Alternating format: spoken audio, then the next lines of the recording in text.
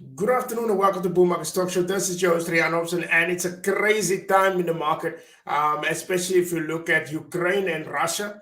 Look, there was some news coming up now 5 minutes ago, like 2 minutes ago, basically, that the Russians is actually stopping the drilling.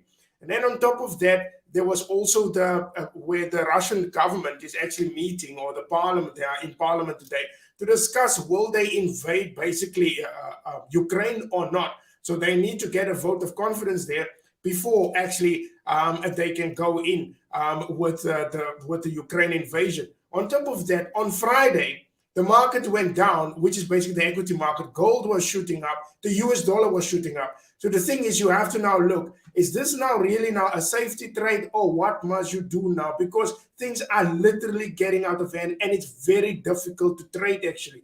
You're not sure actually what can happen. And that's why I asked the question, is it now time for you to draw out the safe havens, or you're basically just trading basically to make some money, buy the Australian dollar, New Zealand dollar, or buy your oil and gold stocks? Gold is actually, sorry, not gold, oil is actually going down today. Brent and crude oil is going down. Natural gas is a bit up, but all the other commodities are down, like your iron ore, lumber prices, coal, they are all down. And that is all to do with the stories that what's going on in Ukraine. But that is maybe one side of the story. What the media is not much talking about is actually the protesting that is going on globally. And that is what the media is trying to focus you on, is the story of Russia that is going on. But they are not talking about the protesting that is going on everywhere in the world. Where is New Zealand? Where is Australia? Where is the truckers in Canada? Where is the yellow vest in France? German protesters. In the UK protesting, and the media wants you to concentrate on basically what's happening in Ukraine, and then they concoct the whole entire story as well. Now, the main thing is actually much to do with actually the protesting that's going on, because the truckers in Canada is basically shutting down the whole entire economy of Canada, and the same story is actually happening in New Zealand. I actually got a few clips for you what is actually going on in New Zealand. And believe me, you will not see it. Even if you try to Google it, it takes ages for you to get it. So I will just actually play it for you.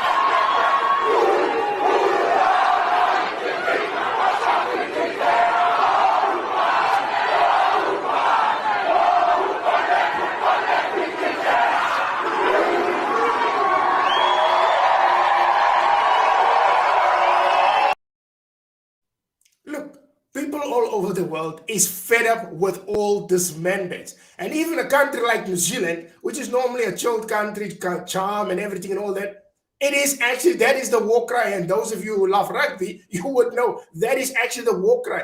And then you go to Australia, same story. Every single where people are basically protesting. And the media, or mainline medias across the world, is not actually putting this out.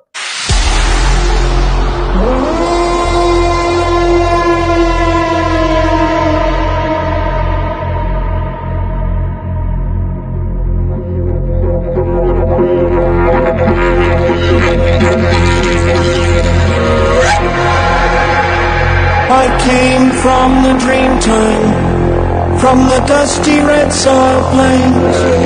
I am the ancient heart, the keeper of the flame. I stood upon the rocky shore, I watched the tall ships come. For 40,000 years I've been the first Australian.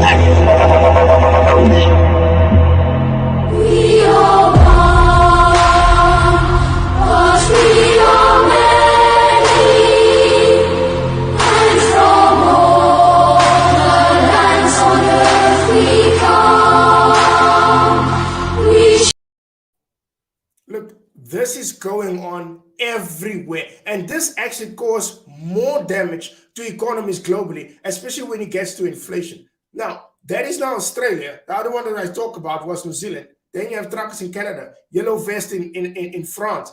Every single way you have these protesters. And what does that cause? It actually disrupts supply entirely. So which leads actually to unemployment and inflation.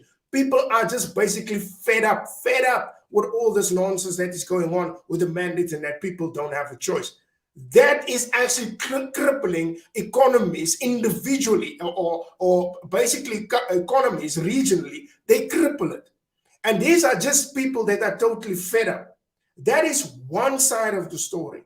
On the other thing, then you have Ukraine and the United States. And this was actually the speech that knocked the market out of Vladimir Putin.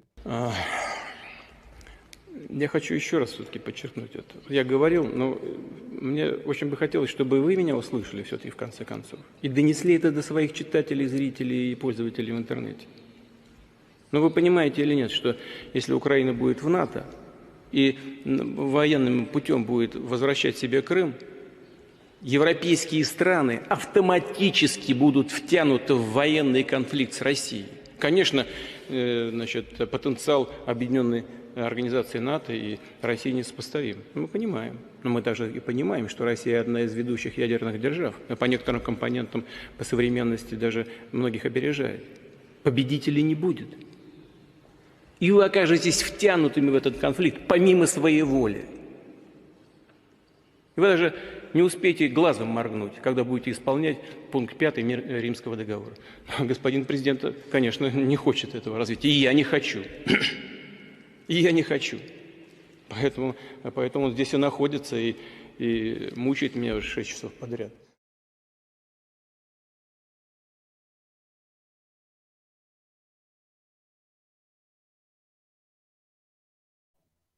That is actually the story, what is actually going on in Russia and Ukraine. And look, that is actually where I actually say it's time for safety. Look, what I'm talking about with safety is what is safe, what is the currencies or the commodity which is safe to trade in these crazy times. Like the same what happened in the pandemic when we all went into lockdown. Is your safe havens. One of them is your US dollar, 2 is your Japanese yen, and then 3 is your Swiss franc. Those 3 are the safest currencies actually to run to now. Well, on gold on the other side, I'm just not sure. I'm very disappointed in gold because you would expect gold to go up past 1900 by now, but it's not going up. So your safe bet is the US dollar, Japanese yen, or your Swiss franc. And that is what I mean by safety trades. To go into the equity market is actually a roller coaster because the whole thing is it can stop.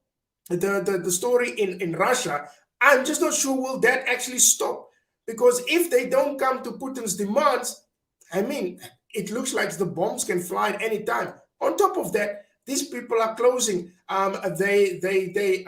consulates in Ukraine. Even the Australians were stopping their flights to Ukraine. Lufthansa, the airline, is also looking of not flying actually to Ukraine. So all of those things goes in. It looks like the cries of war is literally on top of us. And that's why the US dollar goes up. That's why your Japanese yen, which is the one that moves actually the fastest in times like this, but your Japanese yen is actually also safe haven, and then also your Swiss franc. For me, it is safety time unless the story of Putin and the Europeans can get solved. I will stay with the safe haven, and that is the US dollar, Japanese yen, or the Swiss franc. The best thing to do, don't trade these currencies against each other, especially not now, because both of them, all 3 of them, will actually get strong in time of conflict. So it's better if you trade the US dollar against Australia or the Japanese yen against Canada. That is actually a much better trade, but don't trade your safe havens against each other, especially in these uncertain times. Look, that's all from my side. I hope you guys enjoyed today's show. Please don't forget to subscribe to my YouTube page, and please like or send your questions, and I will answer them with the next show. That's it from my side. See you guys tomorrow at 4 o'clock. Bye-bye.